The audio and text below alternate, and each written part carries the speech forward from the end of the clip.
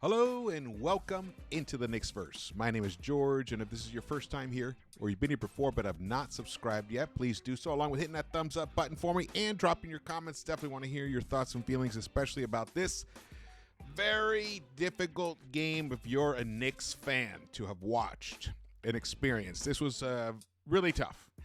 Really tough one. The Knicks just came out with no fire and desire to just steal something directly from our guy, Clyde. No fire or desire in that first quarter. They literally were just punched in the mouth. Well, not literally punched in the mouth. They literally didn't respond to figuratively getting punched in the mouth. And I still am grappling with exactly what I just saw. But I got a lot of thoughts about it. Going to break it all down. Let's get to it right now. Knicks lost to Miami 105-86 down in Miami. Yep, the first game played on the road in this series for the Knicks. And you would have thought that with the extra time off in between, that it would have helped the Knicks to look, especially the wounded Knicks. Now, 3 of our 5 starters, and if technically, 3 of our 5 starters are wounded Knicks right now.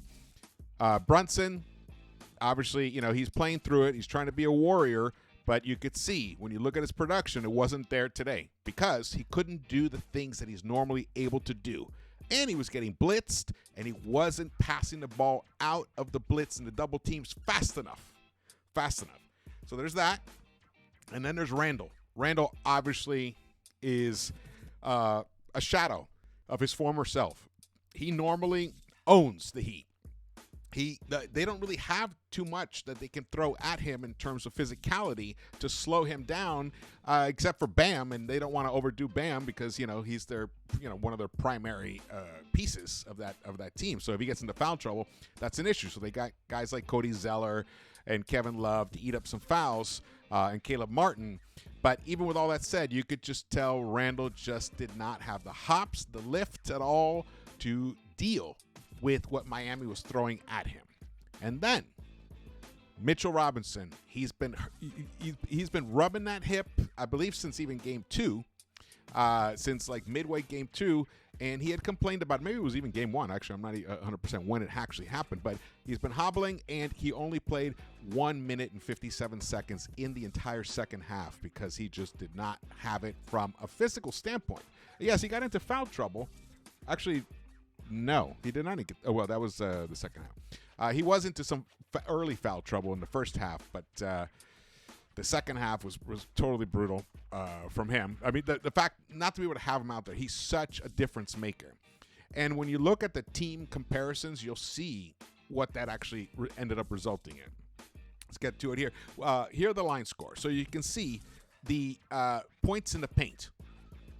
We lost points in the paint. I can't even remember the last time that happened. We lost 50 to 36. So we were a minus 14 in points in the paint. Now, I know when you look at the final score, we were down 19, but most of the time the game was around 14, 15, 16, 17. Knicks, even in the beginning of that third quarter, cut it down, I believe, even to 11, maybe even 13. Maybe it was 13 points, 11, and it looked like, might have a little run here, might get it under double digits, that deficit. Weren't able to do it. We're not able to do it. And also the bench points. Miami won the bench points, 32-25. Knicks never led in this game. And Miami also won the fast break points, 13-9. The turnovers ended up being about the same, 13 each, but the Heat did not. I believe the Heat only committed 1 turnover. 1 turnover in the first half. No, 3 turnovers. It was just 3 turnovers in the first half. That's it. So that level of efficiency of being able to protect the ball was a major factor because at that point we had committed 9 turnovers and they had only committed 3. They kind of flipped in the second half, but it didn't really matter by that point because they had already built up a pretty decent lead. By that point, they had built up, what was it? I think they had a 13-point lead, 14-point lead. Let's see. Yeah, something like that. So, 14-point lead is what they had in the first half. It hurts. It hurts. If you look at it, the Knicks, we lost the first quarter, 29-21. Second quarter, 29-23. Third quarter, 29-26. And we lost the fourth quarter. There it is, 18-16. 86 points. 86 points. Now, when you look at this, before I even show you the stats, you'd think, wow, we just shot terribly. We lost the game because we shot terribly, or Miami shot really well. That's what you would think. Nope, that's not at all what happened. That's not at all what happened. Miami did not shoot that well.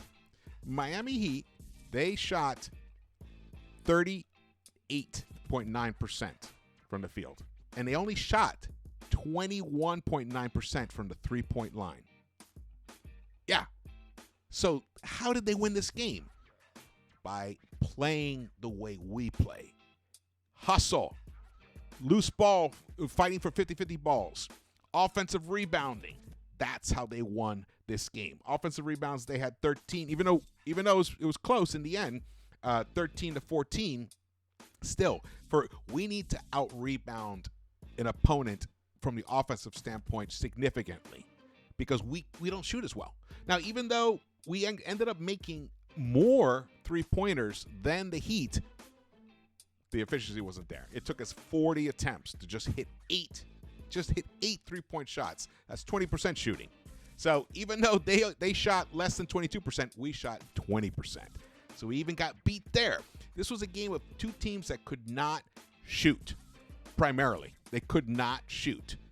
You would have thought this game would have been a closer, a more grueling battle, but when you've got three of your key starters, and RJ did not deliver as well. He tried for a little bit there in the third quarter. He kind of lifted us a little bit, and then we kind of fell off the cliff there. Not too much further after that. He finished with 14 points. He only shot 31.3%, 2 of 7 from the three-point line. Only went to the free throw line 3 times, connected twice. The free throws were really the major difference in this game. We went to the free throw line 22 times, connected on 16 for 72.7% shooting from the free throw line. They went 31 times. So they went an additional 9 times, and they made an additional 12 free throws, more than we did. So they connect additional 12 free throws, and they got, even though we got 91 field goal attempts, they got 90. They connected on 4 more. So when you look at it that way, you're like, wait. So this game, wow, it doesn't really feel like it should be a total blowout. But the free throw line it was key. And we were causing a lot. Now, do I have issues with the refs and everything? Yes, I seem to have that every game, of course. In general, we all do. But I think we got a little too handsy. To me, we just did not look sharp at all. It's like we were not prepared for what the Miami Heat were going to do to us. And it's exactly what ended up happening. I don't know if it's that they just I feel like the Knicks themselves were thinking, you know what? Jimmy's compromised. Yeah, we were able to hold on, and win that game 2, or fight back and win that game 2. Well, that momentum will carry through. And the Heat. It's almost like they didn't even think about what adjustments the Heat were going to make. It's almost like they didn't care. Well, they left RJ open at times, not always. RJ did have to take those last-second buzzer-beater shots because the ball was spending too much time in Brunson's hands for too long a period, for too many possessions. And he wasn't able, since the give and take of that is, if you're going to live that way, if that's the way your offense is going to be, well, then Brunson has to deliver. He's going to have to give you 30 points. He's going to have to shoot very efficiently, But today just was not that day for him. Now, he did tweak his ankle a little more, but in the post-game interview, he said he's going to be fine. He's going to play on Monday. The game 4 is on Monday. So be ready for that. It's going to be wild.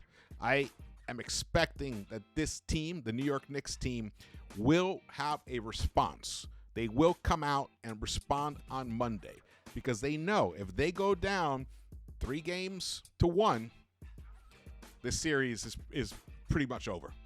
They have to get one of these two. And that's always the plan. Just like how Miami took care of business when they came to the Garden, they had to take one of the two, and that's why they got the first one. That's why they rested Jimmy Butler. We need to have that same mentality. We need to put it all out there, play on Monday as if it's a Game 7. Now, one of the issues is Emmanuel Quickley, Bam rolled over him, and I think he twisted his ankle. And I think actually we have a quote here. Yeah, from Stephen Bondi tweeted this out. Emmanuel Quickley on sprained ankle. It hurt a lot. Quote. That's the quote. Doesn't know yet about his status for Game 4. Didn't see a lot of swelling. I don't know if that's Bondi saying he didn't see a lot of swelling, or that's Quickley saying it. I'm imagining it's Bondi, but still, losing Emmanuel Quickley would be just devastating for us at this point. Even though he hasn't really been that great, but we still need him. We can't fall that many. We can't lose that many players in this series and still expect to be competitive. I mean, Quickley, he gave us 12 points today in 20 minutes, but he needed 12 shots to do that. 4 of 12, 2 of 8 overall. But I believe the second half he was a little bit better before the ankle roll. He was a little bit better. Yeah, I mean, not really. Not significantly enough. Wow. Actually, in the second half, he only gave us 4 points. Didn't hit a three-pointer. Did not hit a three-pointer. RJ in the second half was 2 of 4 from the three-point line. So he finally regained his stroke a little bit, and the ball rattled out at least once, I remember. Maybe even have been more than that. So it does feel like his three-point shot that was there in Game 2 is still there. I mean, he needs to lean into it. We got to. This is the only way. This is the only way that we can actually win this series at this point. We've got to make our shots. Thibs said he felt that we defended pretty well in general. Well, when you hold a team to 105 points, you think, okay, that's not too bad, 105 points. But I actually think his scheme hurt the Knicks often. At sometimes we were even triple teaming Jimmy Butler, and that's just it's tipping your defense too much one way. And if the Heat, who are one thing that they are very, very good at, much better at than the Knicks, is passing. They have a lot of passers, guys that make some nice. Jimmy Butler can make some great passes. Kevin Love, Lowry, even Gabe Vincent make some decent passes. Bam's an excellent passer from the 5 spot. We don't have great passers. We just don't. But we still need to pass the ball. And we had very little ball movement from what I saw in this game. And that also hurt us. It makes us easier to guard. They know what you're going to do if you're not moving the ball. Oh, Brunson's going to try and drive. He's going to try and create something. Let's just totally clog up his vision. And don't bite on his moves too much. That's another thing that I noticed. They weren't anticipating his moves too much. They were kind of letting him do his thing, just taking up floor space away from him and vision above. And since his ankle, he's working on a bum ankle, that strategy totally worked. Man, what a bummer of a situation here. But let's go back to this. So second chance points, we lost that, 18-14. That's our thing. We lost that here. Fast break points. We're actually, a decent fast break points team. Have been in this playoffs. We've been out playing the other opponent, but here we got beaten that. And I already mentioned. I mentioned points in the paint. So look, I mean, the field goal percentages, they're somewhat comparable, but not that free throw percentage. That is a big key. And since they kept going it was a parade through the free throw line for the Miami Heat. And especially, I believe, who was the one who took the most free throws? It had to have been Butler. Butler. He went 11 times to the stripe, connected on 10. Jesus, they just shot fantastic from the free throw line. Jimmy Butler was 90.9%. Kevin Love hit both of his free throws. Bam hit 3 out of 4, 70%. Strus hit his 2. Gabe Vincent hit 3 of 3. Even though Gabe Vincent did not have a good game today offensively, he was 1 of 8 overall. He missed all 4 of his three-point attempts. But he did finish with 4 dimes, but only 5 points overall. So you would have thought on a night when, Gabe Vincent, who has been killing us, he killed the Bucks too, killing us. You would think that on a night like that, or a day like that, because this was a day game, that the Knicks would really have an advantage there, but not so whatsoever. Kyle Lowry, once again, a very effective game for him. 25 minutes, 4 of 9 overall, hit 2 of 4 from the three-point line, 50%, hit all 4 of his free throws. The free throw story is just devastating here. And he picked up 3 rebounds himself. Man, I thought the rebounding disparity was a lot bigger than it ended up being. So here it says, see, this is incorrect. It says 56 to the Knicks, 68 to the Heat. That is not correct. The Heat rebounded the ball 50 times, and the Knicks rebounded it 48 times. Don't know what's happening here with this stat sheet here. And but they got the assists right. They got the steals and everything. But look at this. Even the stocks category there, the steals and blocks combined. We lost that one by -1, but they were only an 8 combined steals and blocks, and we were 7. There's been games where that's in double digits, so it wasn't even that kind of a game. Turnovers, the turnovers. To me, I felt like our turnovers devastated us tremendously whenever they happened. All right, let's move here. Here, we'll look at the stat sheet here. You can see Randall finished with 10 points in 38 minutes, shot 4 of 15, missed all 5 of his three-point attempts. It looked like he had made a three-point shot to end the first half, but apparently his foot was on the line, so they exchanged it to a 2. He did get 14 rebounds, which is excellent. We needed that.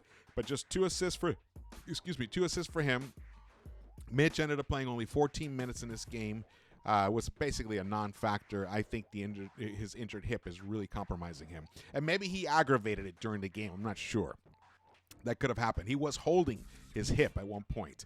And I remember the play. He landed really hard. I can't remember which game it was, but I remember when it happened. Brunson, 20 points, but he needed 20 shots to give us that. 7 of 20. This is when the game becomes a little too Brunson-centric. And he, as the point guard, as the leader, as the general on the floor, has to become more aware of when he doesn't have it and then find better alternatives. If the ball is in his hands the majority of the time, it behooves him to find the better play. Keep moving that ball around. Now, I did see times where the ball ended up in Hart's hands and he didn't want to shoot the three-pointer. This is mostly in the first half because most of the issues that I saw all started in the first half. The second half, the Knicks, we ended up losing the second half as well, but the Knicks were much more competitive, much more involved in the game, despite what the final score says here. They were much more in touch with this game, but with the way that they play. They look more like themselves. They played truer to the way that they normally play, especially in that third quarter, for a certain stretch in that third quarter. But this game was really lost in that first half. The first quarter, I think we were down immediately, what was it, 12-2 or something? Something really disturbing. Right away, it was like, oh, no. We were down 19-8 at one point. 19-8 at one point. Oy. And then we were down 23-12. But we fought back a little bit to close that half, only down 8, 29-21. But there were stretches there where we just looked completely ineffectual.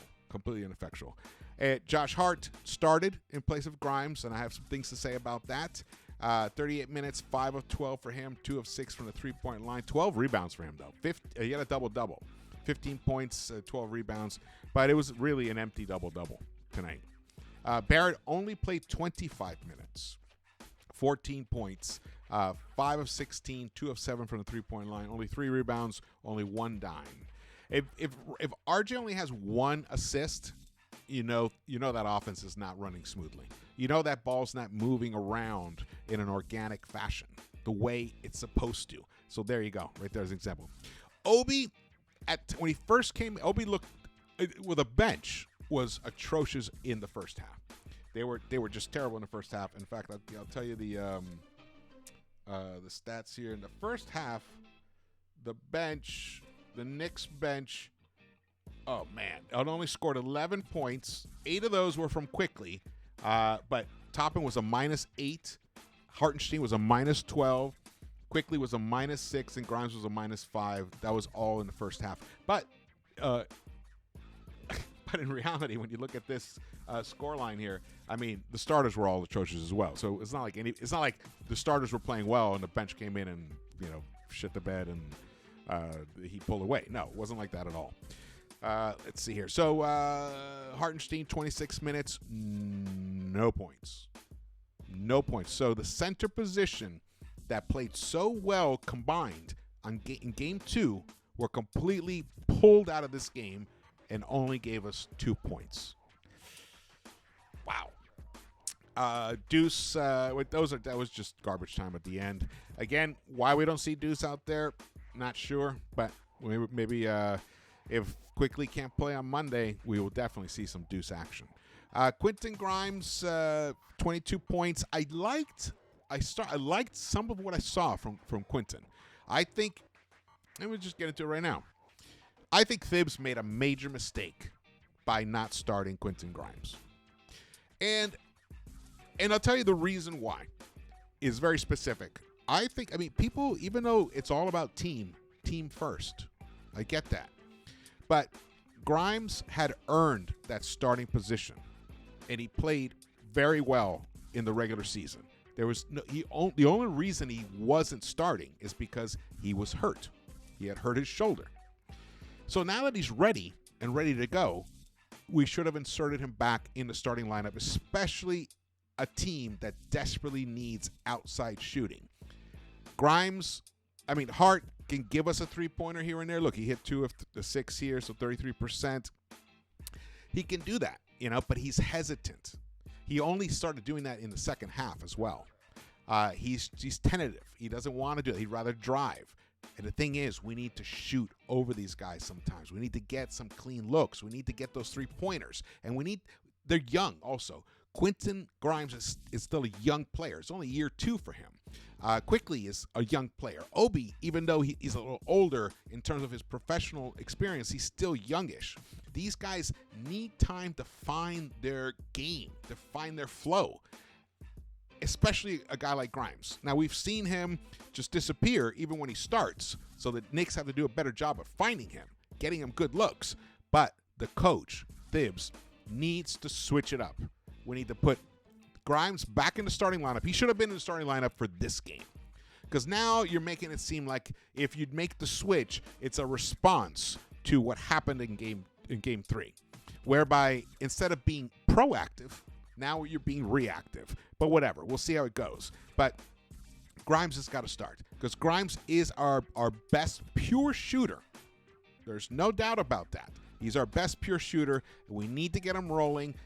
And the only way to do that, really, is by starting him. And it's not like we lose that much defensively. We don't. In fact, you can make an argument that Grimes is pretty much equal to the defender that Hart is. But Grimes doesn't give you the that tenacity.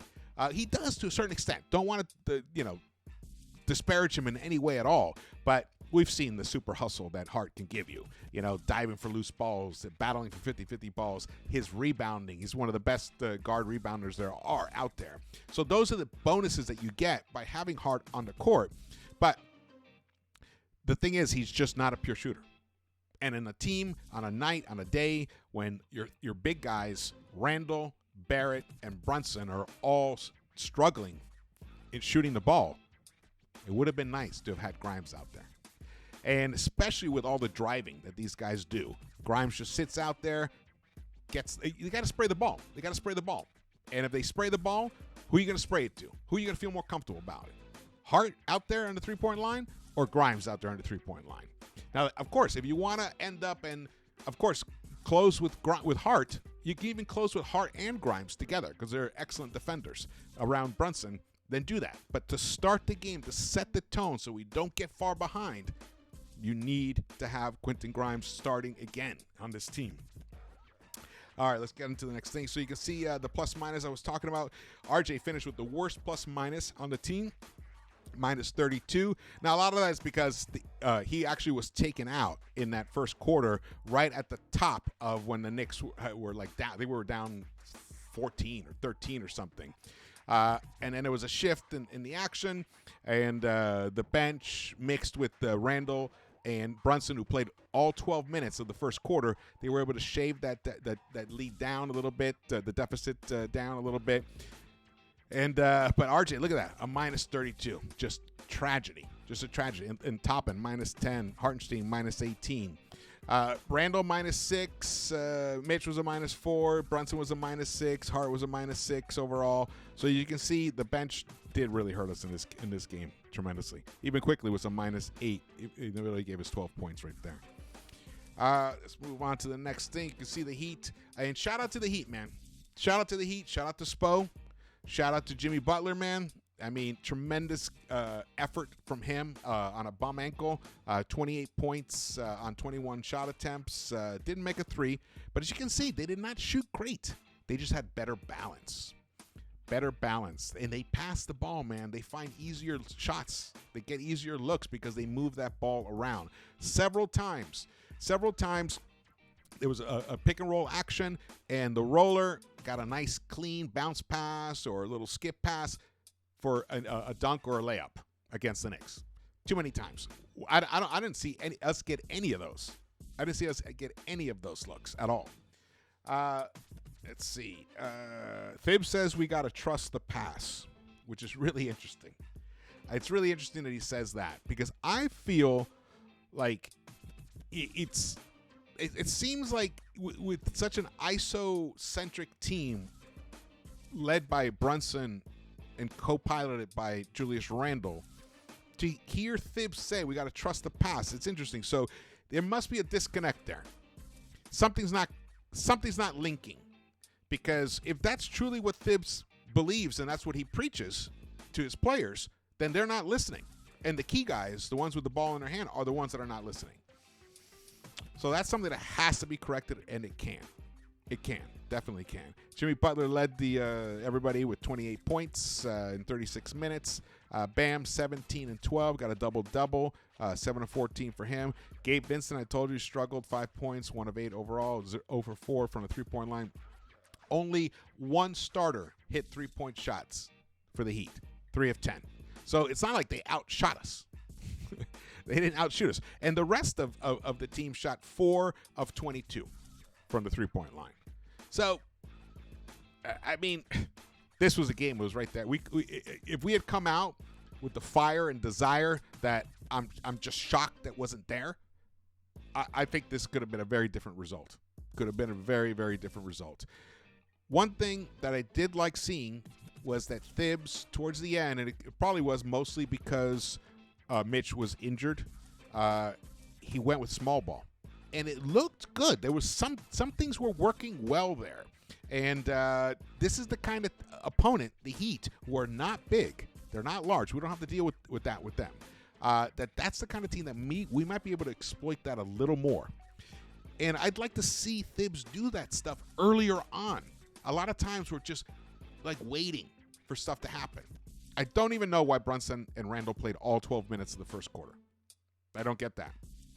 You know, I mean, then you have Obi and IQ are just, sitting there on the bench getting iced. The quarter ends, and now they got to get themselves into the flow of the game. They've been waiting the whole game, and what you're saying to them is, we don't trust you. We don't trust you, but we're putting you out here because these guys can't keep playing. They just played all 12 minutes. So the message is, we don't trust you. You're playing right now because these guys need a breather, not because we believe in you. And then they came out and proved Thibs right. It's interesting how, it's such a delicate balance. If you bring in IQ with 2, 3 minutes, or 4 minutes, or even 5 minutes left in that first quarter, let him get a feel for the game. Let him be on the court. Share the court with Brunson a bit. Have the ball in IQ's hands when he's playing with, quote, the better players. Would have been nice. And then you bring in Obi with, maybe 3 minutes left in that first quarter. Let Randall sit and rest. Let him get a nice long rest on that bench, especially if he doesn't have it. He didn't have it at all. It wasn't like he was cooking in that first quarter. No, he wasn't doing anything pretty much except committing turnovers. And defensively, he wasn't rotating over when he needed to be. There were several times where Heat players were left wide open, like wide open. Strauss, wide open. Vincent, wide open, even though he didn't hit the shots. He was left wide open out there.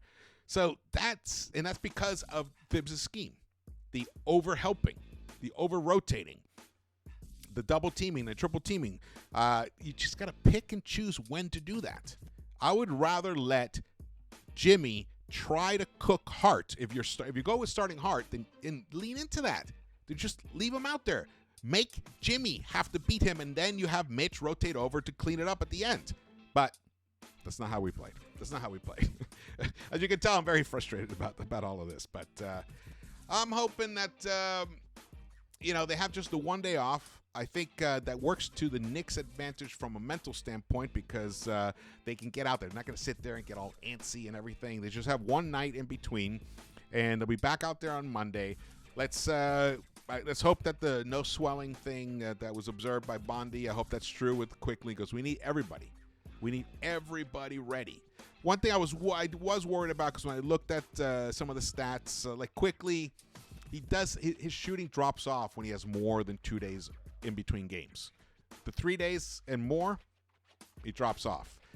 Similar for a lot of the other younger players. This is it, man. This is it.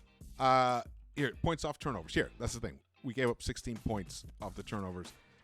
So we were a -7 right there. Ugh. Yuck. Well, what does this mean? Does it mean the Heat are a better team than the Knicks? Well, if they win this series, the answer is yes. Clean. Simple as that. If they lose this series, the answer is no, obviously, right? Well, now we're going to find out. Unfortunately, the team that loses Game 3 of a split of the first two games, after a split of the first two games, the team that loses Game 3 loses the series 27% of the time. But, no, loses it 73% of the time. Sorry. They win 27%. Totally fucked that up. Sorry. They lose 73% of the time. But it means they win 27% of the time. So what kind of team is this that we've got? Now, after watching them all year, almost every single minute that they've played,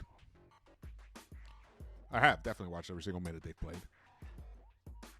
I have a hard time believing that this is it. That we're going to lose on Monday and come back to the Garden down 3-1 and give the Heat a chance to close it out on our floor. Gentleman's sweep, kind of like how we did to the Cavs. I just have a hard time believing that that's this team. This team has shown too much fight, too much heart throughout the entire season. We're not as bad a shooting team as we have been in this series or even in the playoffs themselves. But it's not like Miami's shooting that great either. We don't even have to shoot that great to win. I mean, that was the case even in the first game. Game 1. Game 1, we shot the three-point shot so poorly. If there had been 3 more three-pointers made in that game, we would have won Game 1. We have to go back to what has worked for us. Fight for the loose balls, get the offensive rebounds, limit our turnovers, move the ball. Move the ball until you find the best shot possible. Play the right way, trust the pass, and trust every player on the court that they can make the shot when they take it. They have to believe that they can make those shots. They have to believe in it, and their teammates have to believe in each other. I felt that there was a lack of that. There were times where guys were looking off somebody else to try to do something else, and then the thing that they tried to do didn't work out at all, especially Jalen Brunson. But I don't want to harp on him too much because this was the entire team was kind of like that. But you can't keep getting – the ball can't end in a possession in RJ's hands with just a second or Hart's hands with just a second to go in the shot clock.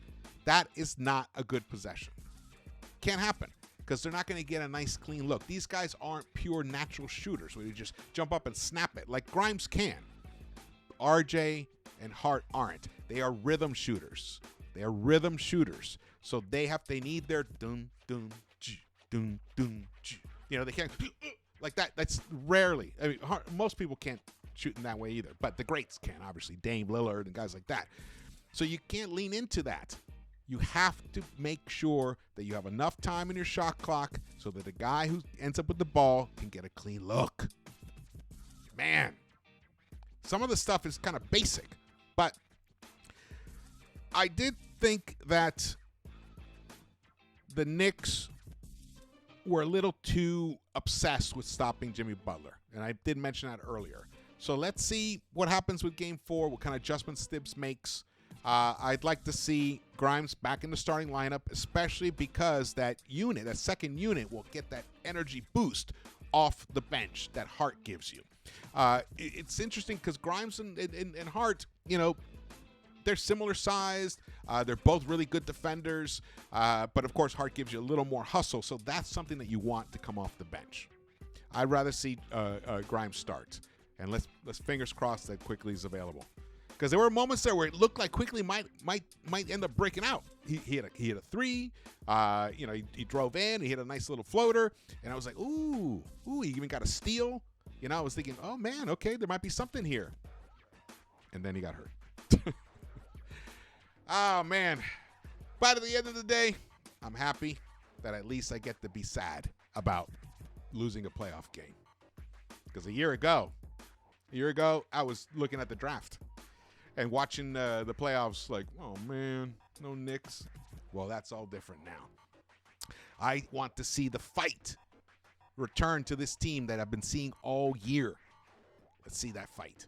I believe it's there. I believe they're going to come through. All right, thank you so much for watching this. Again, my name is George. Please subscribe, drop your comments, turn on the notification bell so you're alerted when I drop videos. And enjoy this pain. Enjoy this pain. Enjoy it. All right, guys, I'll see you around the Knicks-Verse.